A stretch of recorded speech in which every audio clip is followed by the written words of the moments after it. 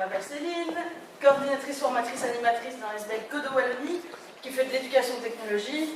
Et le plus gros de notre boulot, c'est d'aller dans les écoles faire de l'initiation aux sciences informatiques gratuitement dans le cadre d'un projet qui s'appelle Walcom, qui est coordonné par la région Wallonne, l'agence du numérique plus précisément.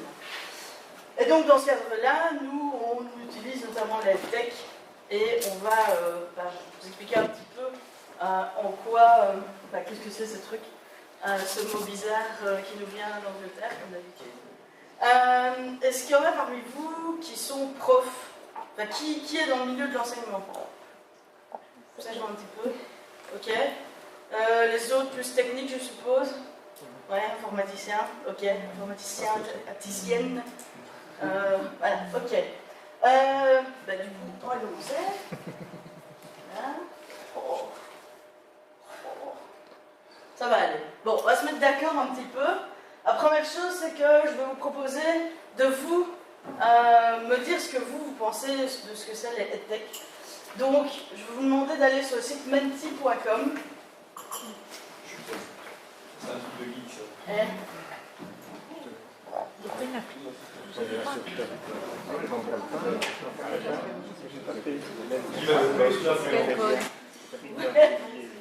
C'est mon PC qui va surtout que je sois blanc. 3 heures. Mon Dieu. Voilà. Et donc sur menti.com, vous pouvez mettre, s'il veut bien, le code 6193. Wow. Ah oui, voilà. Au tout début, le premier écran, il fallait mettre 6193. Voilà, menti.com. T'as pas mis à 2, 3, 4 quand même. Si.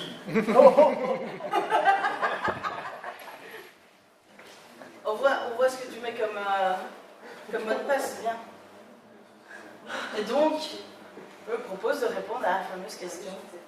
Selon vous, que sont les tech? Ah, il y en a qui l'ajoutent direct en anglais. Ok. Question, ok.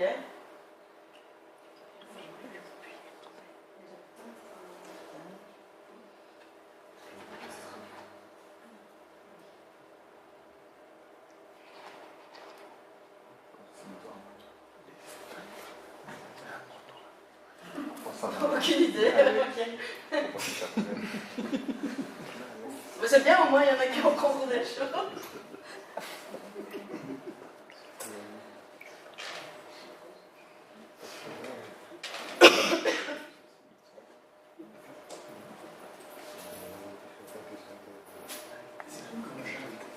T'as vu ça? La version gratuite, hein, mais payante. Ok. Je le laisse encore un petit peu là. Une 2 minutes.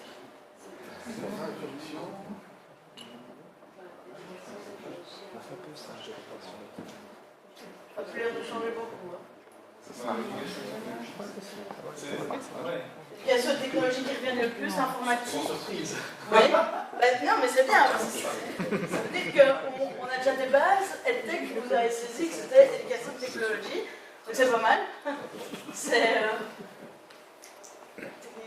Ok. Ok. Mais non, il n'y a pas de souci de ne pas avoir d'idée, justement. Technologie de l'informatique. Ok. De la formation. Ok. Il y en a qui sont encore occupés. Oui, je laisse les derniers. Ça vous permet de faire votre idée de. On va co-construire ensemble ou pas? On va laisser ça pour le moment, de toute façon ça tourne en arrière-plan. Donc, vous avez donné votre avis, maintenant moi je vais donner un petit peu la définition que moi j'en ai fait. Il faut savoir que les tech, donc effectivement, Education Technology, tout le monde y met un peu tout et n'importe quoi. On peut en fait se créer cette définition. De façon globale, on reste quand même sur cette idée que ça intègre la technologie dans les apprentissages, de plein de manières différentes, on va le voir. Ici, moi j'ai retenu aussi le fait que c'était de manière positive. Le but, c'est pas d'amener ça pour amener ça déjà, et c'est pas non plus pour dénigrer ou ou amener des problèmes entre les enfants, par exemple. Des enfants qui ont du mal avec des ordinateurs, leur mettre des ordinateurs dans les mains, les obliger, c'est contre-productif. Et donc voilà, et l'EdTech, ça va permettre aussi de travailler autant l'outil informatique que son utilisation en tant qu'outil réel dans les apprentissages matières. Utiliser une tablette avec une application pour les maths, par exemple. On ne va pas faire de l'informatique, on va faire des maths. Mais ça va être un outil différent que le papier crayon. Ok. Donc, comme on a dit, si vous avez des questions, vous avez des remarques, si vous n'êtes pas d'accord, si vous... Voilà, n'hésitez pas à interagir. Je ne suis pas contre le fait de discuter. Pendant la présentation, je ne suis pas là en cours. Et même pendant les cours, j'aime bien quand on a des ravis. Ce que c'est pas, du coup, par rapport à la définition que je viens de donner maintenant, ce que c'est pas et ce que c'est pas que du matériel. Du matériel, c'est juste technologie. Et le matériel pour le matériel, c'est ce qui se passe un peu en Wallonie. Voilà, ça fait pas l'EdTech. C'est pas non plus du numérique tout le temps. Je prends l'exemple ici à l'université. Il y a des cours autour de tout ce qui est EdTech. Il y a des cours qui mettent en place des stratégies EdTech. Il ne faut pas du numérique du 1er septembre, enfin du 15 septembre au 1er juin. Clairement pas. Il y a plein de choses à côté et on fait du bon vieux papier crayon comme tout le monde. Tant qu'on n'est pas avec les vieux projecteurs, avec les transparents, je pense que là ça fait peur.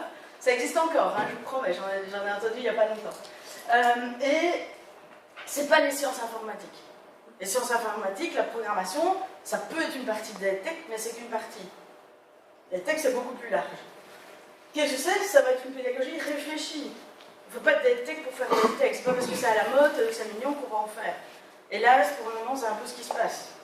On fait de l'EdTech parce que oui, c'est à la mode, c'est génial, machin, nos enfants, tout ça.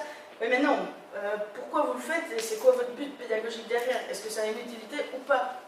Est-ce que vous travaillez avec des enfants avec des problèmes, des troubles d'apprentissage, avec des différences de niveau importantes qui font qu'il faut différencier les outils? Voilà. Ou c'est juste pour dire, ouais, moi j'aime les tablettes, je vais faire avec une tablette. Est-ce que ça a vraiment de l'utilité? C'est la technologie comme outil, comme je disais. Même si on va apprendre à utiliser cette technologie, donc on va faire de l'apprentissage potentiellement, de la programmation pour apprendre la programmation, à un moment ça va servir à autre chose. Pour ceux qui connaissent le logiciel Scratch, la programmation par bloc, avant de pouvoir faire plein de choses avec, notamment des maths, du français, tout ce qu'on veut, il faut apprendre le logiciel. C'est pareil que plein d'autres choses. Quand vous mettez un crayon dans les mains d'un enfant, qui n'a jamais écrit, dessiné, etc., il ne va pas nécessairement, la première chose, il ne va pas nécessairement mettre le crayon sur une feuille et commencer à dessiner ou colorier. Non, il va potentiellement mâchouiller le crayon, peut-être le casser. A priori non, ça veut dire qu'il aurait beaucoup de force à son âge, mais on ne sait jamais. Voilà, il va faire plein de choses qui n'ont rien à voir avec l'écriture. Et ça va permettre, et donc c'est notamment un outil de différenciation des apprentissages, l'EdTech. Ça peut servir à ça. C'est un bon levier. Ça va pour tout le monde, il y en a qui ne sont pas d'accord avec ce que je raconte. A priori, je vois que ça acquiesce, donc ça va.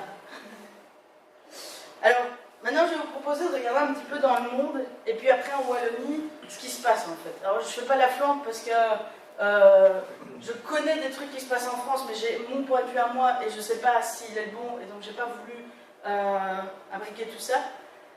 En l'occurrence, ici dans le monde en Wallonie, c'est mon point de vue aussi. Je pars sur des faits, mais il y a des trucs où je vais dire, c'est mon avis.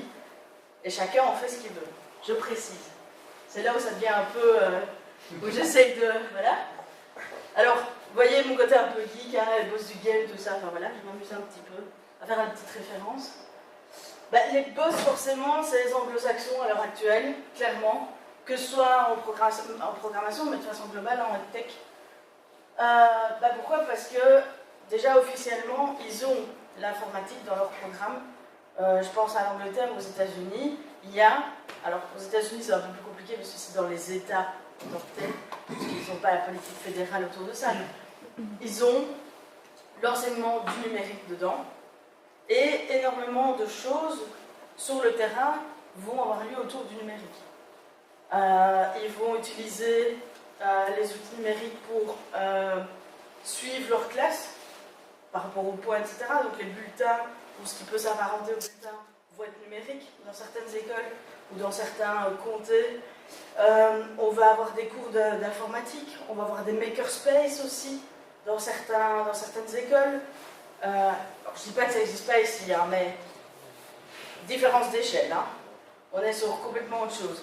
On va avoir des concours de robotique, d'électronique, on va avoir beaucoup plus d'applications. Si vous regardez un petit peu les applications, tablettes, PC, etc. qu'il y a pour tout apprentissage, ben, il y a énormément d'applications qui sont anglo-saxonnes. On va avoir tout ça. Si vous regardez un petit peu ceux qui... est-ce qu'il y en a qui connaissent l'heure du code? Est-ce que tout le monde voit ce que c'est? Donc l'heure du code, c'est une initiative qui a été créée il y a maintenant quelques années, hein, presque 10 ans je crois. Bon, ça doit bien faire ça. Qui veut faire une heure du code. Donc pendant une semaine, les gens dans le monde font une heure de code ensemble, dans sa classe, dans son club, dans sa famille, où on veut. En fait, les gens qui sont mis pour créer cette heure du code, il y a Facebook et tout un tas d'autres entreprises technologiques. Ben, tout ceux-là, ils font d'autres choses dans les techs en fait. Et aux États-Unis, il y a une impulsion assez importante de ce point de vue-là. Donc pas que dans la programmation, je parle bien de ça. Et donc effectivement, le suivi pédagogique est beaucoup lié au numérique. Ceux qui connaissent la Khan Academy, des cours en vidéo, elle est née là-bas, par Salman Khan.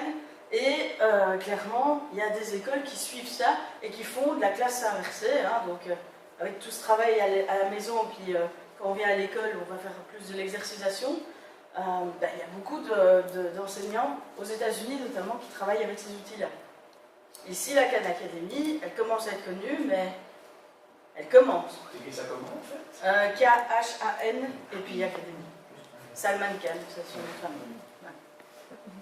Et donc voilà, les anglo-saxons, clairement, les techs, c'est déjà dans la culture. Alors, clairement, il y a des disparités. Hein. On n'est pas encore au top. Et on ne le sera sûrement jamais parce que ça dépend beaucoup des moyens des écoles. Il ne faut pas oublier que les écoles, bah, c'est un peu comme chez nous, hein, il y a le privé, il y a le public. Et suivant si c'est une commune qui gère ça ou l'État, déjà, on va avoir un monde. Et c'est comme ça un peu partout. Et donc effectivement, bah, si vous allez aux États-Unis dans une école de banlieue, clairement, je ne suis pas sûre que les textes soient bien implantés. Ou justement, elles vont être bien implantées parce que c'est un programme pilote pour justement essayer de rehausser le niveau des élèves. Voilà, donc ça va être un petit peu le challenge, hein, c'est d'avoir cette uniformité. Je pense qu'il n'existera jamais, mais espérons un jour. Ici en Europe, on a quelque chose qui institutionnellement est déjà pas mal au niveau des techs, c'est le DIGCOM. Donc c'est en gros un référentiel qui a été créé par l'Union européenne de compétences digitales que les citoyens devraient acquérir pour le XXIe siècle. Donc on parle bien de citoyens à la base, c'est-à-dire qu'on parle d'adultes pour le monde du travail. Donc ils ont créé ça avec des niveaux, et donc on a à chaque fois des thématiques et par niveau. Donc on peut être novice dans une thématique et expert dans une autre. Forcément, si quelqu'un est dans le métier de sécurité informatique, a priori il sera plus expert là-dedans, mais il sera peut-être novice en programmation. Bon, c'est peut-être pas le meilleur exemple, parce qu'après... Mais voilà, aux réseaux sociaux, voilà, effectivement, en fake news. Ce sera peut-être le premier à balancer n'importe quoi sur Internet. Et donc voilà, ils ont créé ce référentiel il y a quelques temps, ils ont travaillé dessus et ils ont mis en place d'autres référentiels. Donc sur base de ce DIGCOM de base, ils ont créé des DIGCOM spécifiques. Donc il y a notamment un référentiel spécial éducation à destination des profs. Qu'est-ce qu'un prof dans son métier? Donc pas nécessairement que envers ses élèves, mais aussi dans son métier avec ses collègues, avec les parents, donc la relation parents, l'aspect collaboratif, etc. Est-ce qu'il utilise tout ça, toutes les technologies? Et donc là, on est dans l'EdTech. Parce que c'est vraiment utiliser les technologies pour l'éducation, mais de façon globale. Est-ce qu'il va utiliser un site web pour communiquer avec les parents, une newsletter? Est-ce qu'il va y avoir des échanges de mails ou... ah non, un prof, ça n'échange pas par mail avec les parents. Hein. C'est quoi cette histoire, Céline? Voilà. Sachez que ce que je viens de singer là, c'est à moitié. Hein. Dans certaines écoles, clairement, vous avez des profs, vous leur dites pourquoi vous ne me correspondez pas par mail? Ben, pourquoi vous ferez ça? Ça vous évite de faire des photocopies, déjà, sauver la planète, tout ça. Bon, après, on peut parler sur l'impact énergétique des mails, hein, voilà. Mais voilà, il y a ça aussi, il y a la facilité. Au lieu de faire une photocopie, vous envoyez un mail à tout le monde, etc. etc. Et donc voilà, effectivement, ce Dishcomp, il est vraiment bien foutu. Alors, le seul truc qu'on peut lui... moi, perso, il y a un inconvénient à ce Dishcomp, c'est qu'il est en anglais. Alors ici, en Wallonie, pour ceux qui... peut-être que vous, ça va, mais quand vous allez en primaire, voir des instituteurs, institutrices, dites-leur qu'un Dishcomp est en anglais, et voyez leur réaction. Vous allez avoir, alors pas tout le temps évidemment, hein, encore une fois je généralise, mais c'est pas tout le temps, mais on va avoir régulièrement des enseignants qui vont dire oh, ouais mais non, moi l'anglais, voilà, hein, les gars, vous n'avez pas un truc en français à me passer. Donc voilà, c'est le seul problème, c'est que c'est bien mignon, ils ont fait ça, mais s'ils veulent que ça soit accessible, ce serait peut-être pas mal qu'ils le mettent dans certaines langues. Même si en soi, moi ça me dérange pas, hein, c'est pas très compliqué à lire, mais... Et donc c'est vraiment gradué. C'est vraiment bien fait, parce qu'en plus, vous pouvez, vous, en tant que citoyen, vous évaluer. Alors, soit de façon déclarative, vous allez voir ce type de schéma, vous regardez, vous vous dites « Ah oui, moi je me place là, parce que ces compétences-là, je les ai acquises. » Et donc, vous savez vous dire. Si vous voulez vraiment vous évaluer de façon plus précise, il y a un outil qui existe, alors qui est français, et qui est franchement bien fait, c'est PIX. PIX, tout simplement, qui a été fait par le gouvernement français et qui vous permet de travailler, de voir un petit peu où vous en êtes sur vos compétences numériques, sur justement tous ces axes. Et pour le coup, il y a du challenge. Donc, si vous voulez vous amuser, et puis aussi montrer à vos élèves ou à vos familles, etc., cet outil, il est vraiment bien fait. Donc Dishcomp en Europe, qui va permettre de voir un peu ces compétences numériques, et du coup, qui va pouvoir aussi voir ce que dans l'éducation on peut travailler. Je pense que c'est déjà une impulsion. Alors, même si ça reste de l'institutionnel, si l'institutionnel a déjà pris conscience de ça, je pense que c'est déjà un point. Si l'institutionnel belge pouvait faire pareil, ce serait bien. Petite bouteille là.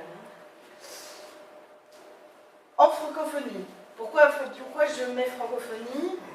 Parce que pour le moment, clairement, on peut vraiment faire ce deux blocs, hein, ça fait un peu bloc de l'Est vs les États-Unis, hein, mais on peut faire vraiment ce bloc anglo-saxon, francophonie.